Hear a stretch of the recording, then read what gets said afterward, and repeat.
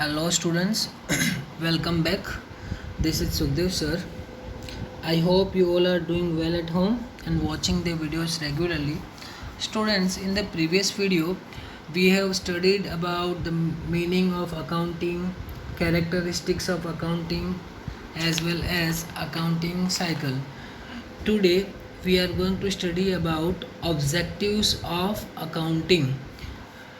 Objectives of accounting का meaning होता है कि अकाउंटिंग कौन से पर्पस से रखा जाता है, why accounting is prepared, accounts क्यों प्रिपेयर किए जाते हैं, क्या उसका पर्पस है, क्या उसका ऑब्जेक्टिव है. Let's have a look at the objectives. देखते हैं objectives of accounting. First objective accounting का क्या है? To keep permanent records of transaction. Means account में जितनी भी बिजनेस की ट्रांजेक्शन्स है या बिजनेस की लेन देन है उसका परमानेंट रिकॉर्ड रखा जाता है. Students, in accounting transaction and events are recorded in written form. These records are kept either in the form of books or recorded in computer on permanent basis. Means या तो books में या फिर computer में जो accountancy के जितने भी ट्रांजेक्शन है, बिजनेस ट्रांजेक्शन, सबको रिकॉर्ड रखा जाता है. तो इन फ्यूचर कभी काम पड़े तो हम उन रिकॉर्ड का यूज़ कर सकते हैं. तो ये फर्स्ट ऑब्जेक्टिव है. अब आता है second objective, to know the effect of each transaction. अब ट्रांजेक्शन का इफेक्ट क्या होता है? Each transaction has its effect on overall profitability और economic condition of the business. जो ट्रांजेक्शन है उसका बिजनेस या बिजनेस की जो इकोनॉमिक कंडीशन है उस पर क्या इम्पैक्ट होता है ओवरऑल, और प्रॉफिटेबिलिटी जो है उसके ऊपर भी पूरा इम्पैक्ट पड़ता है. Thus accounting helps in obtaining this information. तो ट्रांजेक्शन से बिजनेस के इकोनॉमिकल कंडीशन पे क्या इम्पैक्ट रहता है वो भी हम अकाउंटिंग के थ्रू पता कर सकते हैं. तो ये इसका सेकंड ऑब्जेक्टिव है. Third one is to know influential factors. अब इन्फ्लुएंशियल फैक्टर्स क्या हो सकते हैं? मीन्स बिजनेस को क्या क्या इन्फ्लुएंस कर सकता है, क्या क्या बिजनेस पे क्या क्या इम्पैक्ट पड़ सकता है.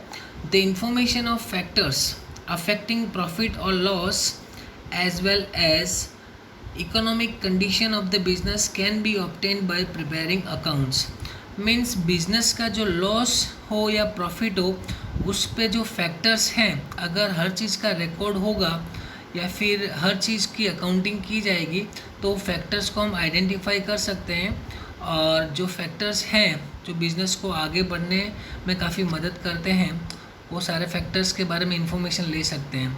तो जितने भी इन्फ्लुएंशियल फैक्टर्स हैं जो बिज़नेस को इन्फ्लुएंस देते हैं या इन्फ्लुएंस करते हैं वो सारे फैक्टर्स की हमको जानकारी मिलती है, इन्फॉर्मेशन मिलती है. Fourth one is to determine tax liability.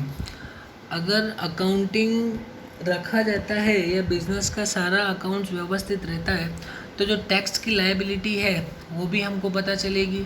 As a tax payer we have to be very responsible. हम एक रिस्पॉन्सिबिलिटी जो हमारी लायबिलिटी बनती है वो भी एक अकाउंटिंग का उसका मेन पर्पस हो सकता है, उसका ऑब्जेक्टिव हो सकता है. Fifth one is to know quantum of payables. Payables का मतलब होता है जो लायबिलिटी है जिनसे हमने उधार माल लेके रखा हुआ है. मीन्स क्रेडिट बेस पे जितना भी हमने परचेज किया है उसकी साइज़ पता चलती है. मतलब कितने लोगों को पेमेंट करना है वो हमको पता चल जाता है. इसके लिए अकाउंटिंग का ये भी एक ऑब्जेक्टिव है.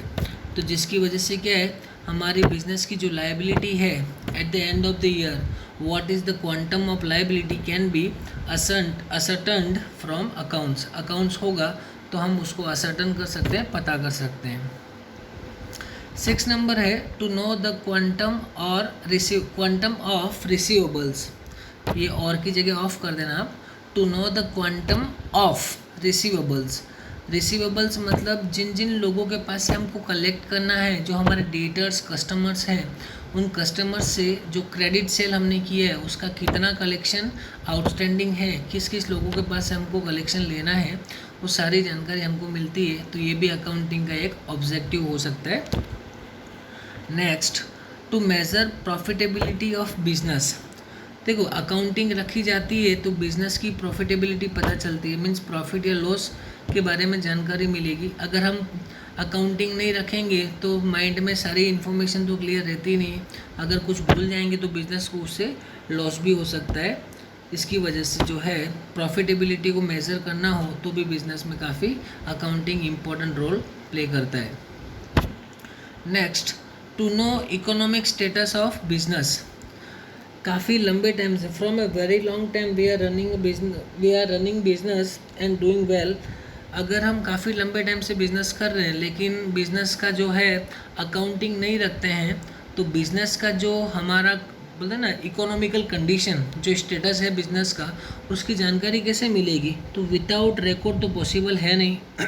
अगर बिज़नेस की सारी रिकॉर्ड रखते हैं, ट्रांजेक्शन्स को मेंटेन करके रखते हैं, तो हमारे बिज़नेस का जो स्टेटस है, लाइक कितने लोगों को क्रेडिट पे सेल किया है, कितने लोगों को पेमेंट करना है, कितना हमारा पेएबल है, कितना रिसीवेबल है, इन सभी की जानकारी अगर मिल जाती है तो हमारे बिज़नेस जो है, बिज़नेस की हमको ओरिजिनल कंडीशन, जो हमारी इकोनॉमिकल कंडीशन है, वो हम उसकी जानकारी ले सकते हैं।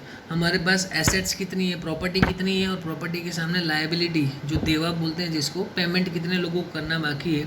तो लायबिलिटी से ऐसा ना हो कि अगर हम रिकॉर्ड नहीं रखें तो लायबिलिटी ज़्यादा हो जाए और एसेट हमारे पास कम हो जाए।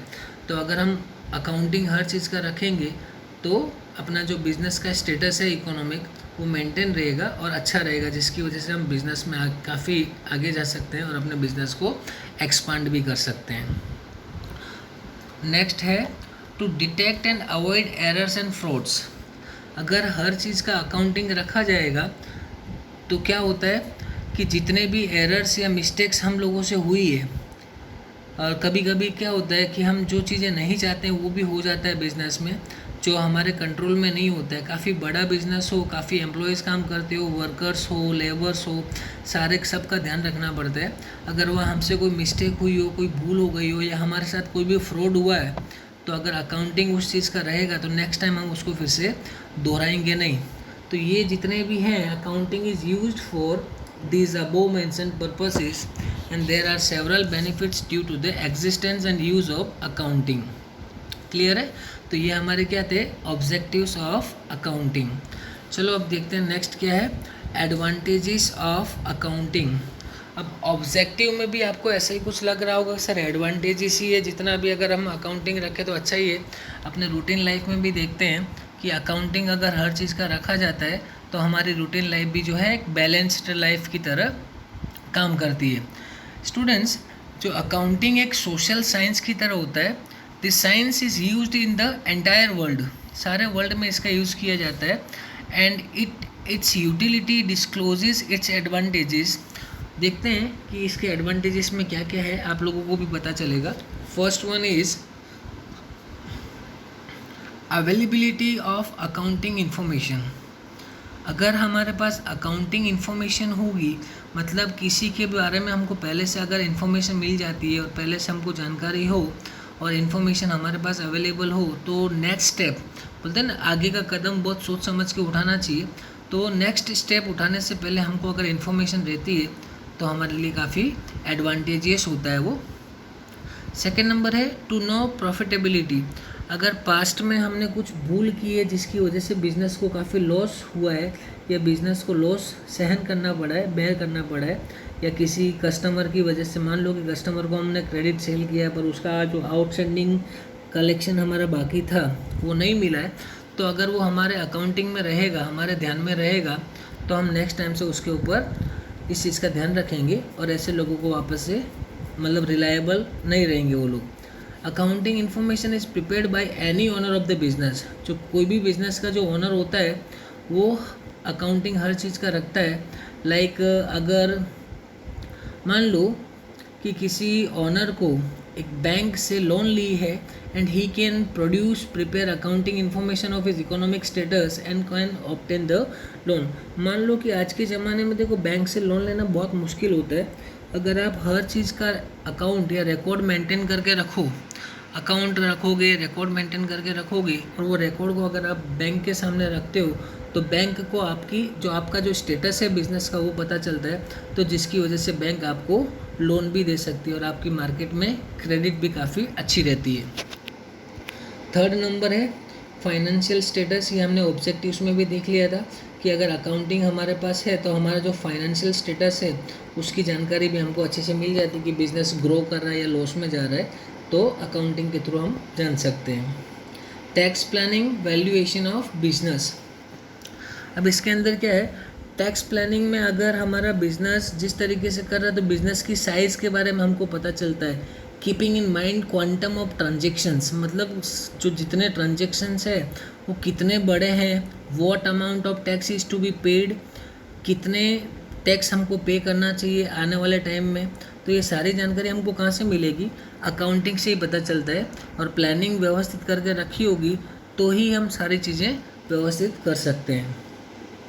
फिर आता है डिसीजन मेकिंग। स्टूडेंट्स, अगर हम अकाउंटिंग रखते हैं तो आपको पता है कि पहले से अगर इन्फॉर्मेशन होती है हमारे पास, बिजनेस वेल सेटल्ड हो और वेल सेटल्ड बिजनेस की सारी इन्फॉर्मेशन हमारे पास हो, तो उस इन्फॉर्मेशन पे बेस पे हम क्या कर सकते हैं, अच्छे से डिसीजन भी ले सकते हैं जो फ्यूचर में हमको काफ़ी काम लगेंगे। एज ए 6 नंबर है एज एन एविडेंस। किसी के साथ कुछ भी हो रहा हो बिजनेस में, मान लो आज का टाइम ऐसा चल रहा है, अगर आप हर चीज़ को रिकॉर्ड करके रखो तो एज ए एविडेंस आप उसके सामने प्रेजेंट कर सकते हो। अगर आपके पास रिकॉर्डेड कोई चीज़ होगी नहीं, उसका अकाउंटिंग नहीं होगा, तो सामने वाले को क्या बोलोगे। अरे मान लो यार आपके पास कोई ऐसा कस्टमर हो काफ़ी रिलायबल है जो रेगुलरली आपके पास आता रहता है और उसके पास से आपको 50,000 जितना पेमेंट लेना बाकी है, लेकिन वो अगर आके बोले कि सेठ जी 50,000 तो नहीं है लेकिन मैंने आपको पेमेंट कर दिया, शायद आपके ध्यान में नहीं होगा। तो अगर ऐसा कोई बोल के जाता है तो फिर आपने तो अगर अकाउंटिंग उस चीज़ का नहीं रखेंगे तो लॉस हो सकता है।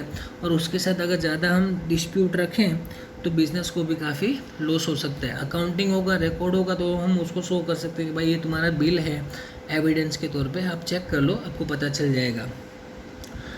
नेक्स्ट है comparison with past operation. Past में जो भी हमारे रिकॉर्ड है, जो भी मिस्टेक्स हमने की है जिसकी वजह से हमारे बिज़नेस में प्रॉब्लम्स आई है, बिज़नेस लॉस में गया हो या फिर कम प्रॉफिट हुआ हो, तो वो सारी चीज़ों को ध्यान में रखते हुए हम नेक्स्ट टाइम से वो मिस्टेक्स को दोहराएंगे नहीं। और जो पास्ट ऑपरेशंस है, past operations means past business activities, उनको ध्यान में रखते हुए हम उनका कंपैरिजन भी कर सकते हैं। नेक्स्ट है moral control. Accounts are in return form. जितने भी अकाउंट्स होते हैं वो सारे के सारे किस में होते हैं, रिटर्न फॉर्म में होते हैं, इसलिए हमारा एविडेंस भी बना रहता है। तो chances of fraud made by employees are reduced.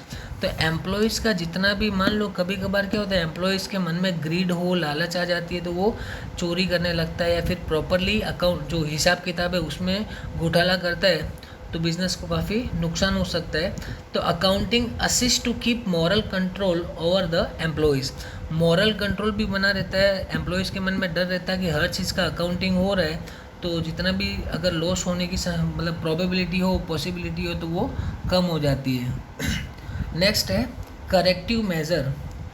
अगर इन प्रैक्टिस देखने जाए स्टूडेंट्स, तो it so happens that the business suffers due to some past decisions made by the owners और द मैनेजमेंट ऑफ बिजनेस।